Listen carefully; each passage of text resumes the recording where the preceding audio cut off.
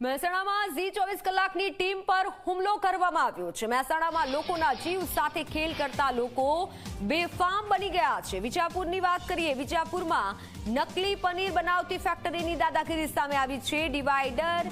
Divine food ફેક્ટરીમાં જે ઘટના બની છે, ડિવાઇન ફૂડ ફેક્ટરીમાં ગુંડા દિનેશની ગુંડાગીરી સામે આવી છે। ગુંડા દિનેશે ઝી 24 કલાકની ટીમ પર હુમલો કર્યો છે। તો સ્થળ પરથી સંવાદદાતા અર્પણ જોડાઈ ચૂક્યા છે। અર્પણ, આ રીતે જે ગુંડાગીરી છે, મીડિયા પોતાનું કામ કરે છે અને તે લોકો કામ નથી કરવા દેતા, કારણ કે અવારનવાર આવી ઘટનાઓ બનતી હોય છે, ભેળસેળ કરે છે અને જેના કારણે આપણે સાચું બતાવીએ છીએ તો ગમતું નથી। શું બધું જાણકારી, શું થયું હાલ ત્યાં?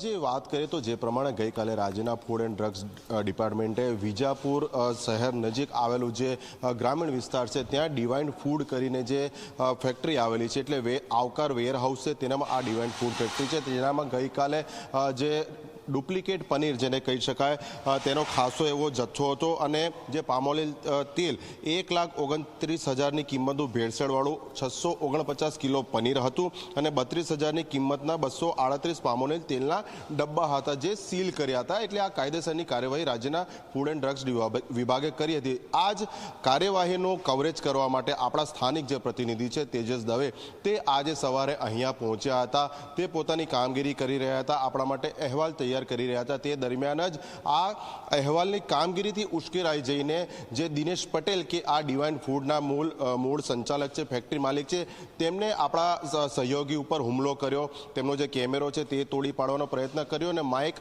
અને જે કેબલ હતો તેને પણ ખેંચી અને તોડવાનો પ્રયત્ન કર્યો હતો। હાલ હું આ જ સ્થળે ઉપસ્થિત છું। પ્રથમ તો કેમેરા પર્સનને કહીશ, અહીંના દ્રશ્યો બતાવ્યો। આપ જોઈ શકો છો આ સીલ કરાયેલો જે જથ્થો છે, કે જ્યારે ગઈકાલે રાજ્યના ફૂડ એન્ડ ડ્રગ્સ વિભાગે આ જથ્થો સીલ કર્યો હતો, કારણ કે આ એવો જથ્થો છે કે જે સીધો લોકોના આરોગ્યને જોખમમાં મૂકે તે પ્રમાણેનો ડુપ્લિકેટ વસ્તુ અહીંયા બનાવાતી હતી। એટલે જે પ્રમાણેની મશીનરી, મુદ્દામાલ, માલસામાન, રો મટીરિયલ બધું જે છે તે અહીંયા જોઈ શકાય છે। એટલે આ કાર્યવાહી થઈ તેનું કવરેજ કરવા માટે આપણા સ્થાનિક પ્રતિનિધિ મહેસાણાના તેજસ દવે અહીંયા ઉપસ્થિત હતા અને તે બાદ આખો આ ઘટનાક્રમ બન્યો છે, જેને લઈને તેમને સત્તાવાર પોતાની ઉપર જે હુમલો થયો છે તે બાબતે વિજાપુર પોલીસ સ્ટેશનમાં ફરિયાદ પણ નોંધાવી છે અને પોલીસ પણ હાલ તપાસ અર્થે પહોંચી છે। એટલે આપ જોઈ શકો છો પોલીસના જે કર્મચારીઓ છે તે પણ અહીંયા તપાસ કરી રહ્યા છે, અંદર બહાર બંને જગ્યાએ। એટલે જે ફરિયાદ નોંધાઈ છે તે બાદ અહીંયા પંચનામું કરવા માટે તેઓ અહીંયા પહોંચ્યા છે। આપણે આખા ઘટનાક્રમ અંગે આપણા જે સ્થાનિક પ્રતિનિધિ છે કે જે આ હુમલાનો ભોગ બન્યા છે, આપણે તેમની સાથે વાત કરીશું, કારણ કે વાસ્તવિક પરિસ્થિતિ તેઓ જ આપણને વાકેફ કરશે। તેજસ, કાર્યવાહી ગઈકાલની હતી અને આજે આપ જ્યારે અહીંયા પહોંચ્યા હતા, આખરે શા માટે એવું શું બન્યું કે આ વેપારીએ તમારી સાથે આ રીતનું વર્તન કર્યું અને એક મીડિયા ટીમ ઉપર હુમલો કર્યો?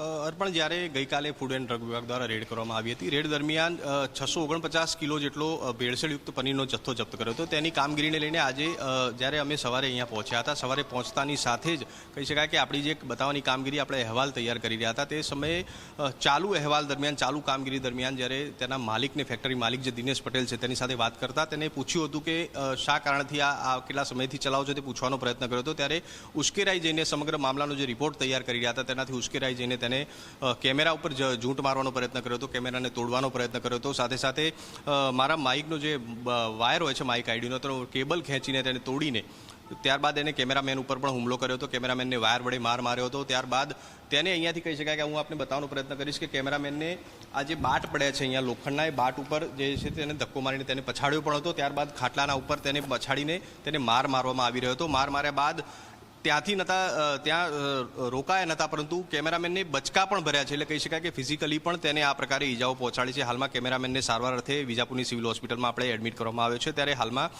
સમગ્ર મામલે મેં વિજાપુર પોલીસ મથકે આ મામલે ફરિયાદ નોંધાવી છે દિનેશ પટેલ વિરુદ્ધમાં, કે આ પ્રકારે જે હુમલો કર્યો હતો તેના મામલે હાલમાં ફરિયાદ નોંધાવી છે। પોલીસ દ્વારા હાલમાં તેની તપાસ કરીને અહીંયા સ્થળ ઉપર પંચનામું કરવાની કામગીરી કરવામાં આવી છે। તેજસ, પ્રશ્ન એ છે કે આ ફેક્ટરી એકાદ દિવસથી તો ચાલતી હોય તેવું છે નહીં। આપની પ્રાથમિક માહિતી મુજબ કેટલા સમયથી આ ફેક્ટરી ચાલતી હતી અને રાજ્યના ફૂડ એન્ડ ડ્રગ વિભાગ સામે જુદી જુદી ઘટનાઓમાં અનેક એવા આક્ષેપ થતા રહે છે? અહીંયા પણ શંકાની સોય તેમની સામે ટકાઈ રહી છે કે ફક્ત આવી નાનકડી કામગીરી બતાવીને તંત્ર પોતાની કામગીરીનો સંતોષ માને છે। અત્યાર સુધી શા માટે તંત્રના ધ્યાને નથી આવી આ ફેક્ટરી? ચોક્કસથી પણ મહેસાણા જિલ્લાની જો વાત કરીએ તો આ વિસ્તારની સામેના વિસ્તારમાં જ અહીંયાથી નકલી મરચું બન પણ ઝડપાઈ ચૂક્યું છે. જ્યારે ફૂડ વિભાગને જે કામગીરી કરી હોય છે તે સમયે તેની કામગીરી નથી થતી. તહેવારના સમયે જ માત્ર ફૂડ વિભાગ જાગે છે. આ ફેક્ટરી તહેવારના સમયે ચાલુ થઈ તેવું નથી. આ ફેક્ટરી કહી શકાય કે ઘણા સમયથી ચાલુ છે. અહીંયા હાલ પણ આપ જોઈ શકો છો તો અહીંયાના કારીગરો પણ અહીંયા ઉપસ્થિત છે. માલિક તો આગળનો દરવાજો બંધ કરીને ફરાર થઈ ગયા છે, પરંતુ કારીગરો પણ અહીંયા ઉપસ્થિત છે. આ ફેક્ટરી માત્ર તહેવારોના સમયે જે છે નથી, આ 12 મહિના આ પ્રકારે ભેળસેળયુક્ત પનીર લોકોને આરોગવા ઉપર મજબૂર કરે છે, લોકોના સ્વાસ્થ્ય સાથે ચેડા કરે છે. ત્યારે ફૂડ વિભાગ દ્વારા માત્ર તહેવારોના સમયે જ કેમ કામગીરી કરવામાં આવે છે તે પણ એક સવાલ ઊભો થવા જાય છે. કોણ આને છાવરી રહ્યું છે? કેમ આ પ્રકારની ફેક્ટરીઓ અહીંયા મહેસાણામાં ધમધમી રહી છે? કોના ઇશારે આ ચાલી રહી છે તે પણ એક મોટો સવાલ છે. બિલકુલ, જો તેજસે આપણે વાત કરી, સૌથી મોટો પ્રશ્ન એ છે કે કોના ઇશારે આ પ્રકારની ફેક્ટરીઓ ધમધમી રહી છે. તો જે પ્રમાણે રાજ્યનું ફૂડ એન્ડ ડ્રગ્સ વિભાગ છે તેના કેટલાક ઉચ્ચ અધિકારીઓ એવા છે કે છેલ્લા કેટલાય વર્ષોથી પોતાની એક જ જગ્યા ઉપર ચીટકી રહ્યા છે અને સરકાર દ્વારા તેમને સતત એક્સટેન્શન પણ આપવામાં આવે છે જ્યારે કે તેઓ નિવૃત્ત થઈ ગયા છે. એટલે આ જ સૌથી મોટું કારણ છે કે તેમના રાજમાં જ રાજ્યના ફૂડ એન્ડ ડ્રગ્સ વિભાગની જે મિલીભગત કહી શકાય આવા વેપારીઓ સાથે, તેના કારણે તેઓ બેફામ બન્યા છે. તેમને ખબર છે કે દેખાડા પૂરતી કામગીરી વર્ષમાં એકાદ વાર કરવામાં આવશે અને પાછી પરિસ્થિતિ જેમ હશે તેમ થઈ જશે. એટલે આજે આ વેપારીએ હિંમત કરી છે. જે રાજ્યના અન્ય વિસ્તારોમાં પણ સમયાંતરે આવી ઘટનાઓ બનતી રહે છે, પરંતુ કામગીરી જે પ્રકારે થઈ રહી છે ફક્ત દેખાડા પૂરતી હોય તેવું હાલ લાગી રહ્યું છે. પરંતુ આ જે ઘટના આપણા સહયોગી સાથે બની ખરેખર ખૂબ જ નિંદનીય છે, કારણ કે જે કાર્યવાહી વિભાગે કરી તેના ભાગરૂપે તેને બાદ આ અહેવાલ પ્રસારિત કરવા માટે તેઓ અહીંયા આવ્યા હતા અને આ જ વેપારીએ ઉશ્કેરાઈને તેમને અને તેમના કેમેરામેન ઉપર હુમલો કર્યો. હાલ તો પોલીસમાં સત્તાવાર ફરિયાદ નોંધાઈ ગઈ છે, પોલીસ તપાસ કરી રહી છે.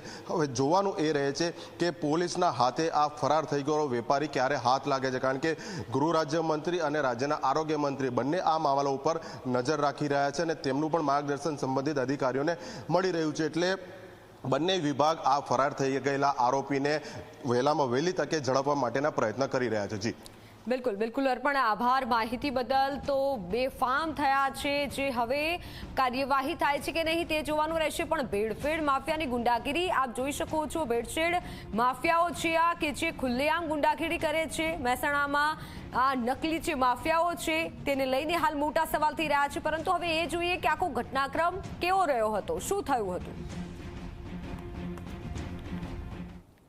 તહેવારોનો સમય ચાલી રહ્યો છે ત્યારે કહી શકાય કે ડુપ્લિકેટ વસ્તુઓનો કહી શકાય કે ખાદ્ય વસ્તુઓનો રાફડો ફાટ્યો છે. ત્યારે મહેસાણા ફૂડ એન્ડ ડ્રગ વિભાગ દ્વારા વિજાપુરની હિંમતનગર હાઈવે પાસે આવકાર વેરહાઉસની અંદર જે છે તે પનીર બનાવતી ફેક્ટરીમાં રેડ કરવામાં આવી હતી. તેમાં તપાસ હાથ ધરવામાં આવી હતી, જેમાં ખાસ કરીને વાત કરીએ તો તેમાં રૂપિયા 1,29,000 જેટલાનો 649 કિલો જેટલો પનીરનો જથ્થો હાલમાં તો સીલ કરવામાં આવ્યો છે. સાથે સાથે 32,000નું 238 કિલો જેટલું પામ ઓઇલ તેલ જપ્ત કરવામાં આવ્યું છે. આપણે દ્રશ્યો બતાવવા માંગીશ કે જે પ્રકારે આ પામ ઓઇલના ડબ્બા છે જે સીલ કરવામાં આવ્યા છે, હાલમાં અહીંયા રાખવામાં આવ્યા છે. પરંતુ કહી શકાય કે જે પ્રકારે તહેવારોનો સમય ચાલી રહ્યો છે ત્યારે લોકો હોશે પનીરને ખાતા હોય છે, ત્યારે પનીર આરોગતા હોય છે. ત્યારે હાલમાં તો જે છે તે પામોલીન તેલમાંથી પનીર બનાવવામાં આવતું હોય તે પ્રકારની પ્રાથમિક દ્રષ્ટિના જણાઈ આવતા હાલમાં તો ફૂડ એન્ડ ડ્રગ વિભાગ દ્વારા તેમાં કાર્યવાહી કરવામાં આવી છે. મુખ્ય વાત કરીએ તો ડિવાઇન ફૂડ નામની જે આ ફેક્ટરી અહીંયા ચાલતી હતી, આપ જોઈ શકો છો જે પ્રકારે આ દ્રશ્યોમાં જોવા મળી રહ્યું છે. ત્યારે અહીંયાના જે માલિક છે આપણે તેમની સાથે વાત કરવાનો પણ પ્રયત્ન કરીશું કે કયા પ્રકારે અહીંયા રેડ કરવામાં આવી છે, શું તેમની પાસે લાયસન્સ જે છે કે કેમ, તે તમામ મામલે આપણે માલિક સાથે વાત કરી છે. તેમના પાસે લાયસન્સ પણ છે તે પ્રકારની વાત કરીએ છીએ. વડીલ, શું કહેશો, તમે અહીંયા ચલાવો છો? મારો કોઈ જવાબ આપવાનો નથી. મને ફૂડવાળા પ્રશ્ન પૂછો, તમે મને પ્રશ્ન ના પૂછી શકો. તમે અહીંયા રેડ થઈ, તમે મારા માલિક નથી. તમે યોગ્ય વર્તન કરી રહ્યા છો. તમે જે પ્રકારે કરી રહ્યા છો, તમને પૂછવામાં આવી રહ્યું છે મીડિયાને, આ જવાબ આપો, તમને યોગ્ય લાગી રહ્યો છે?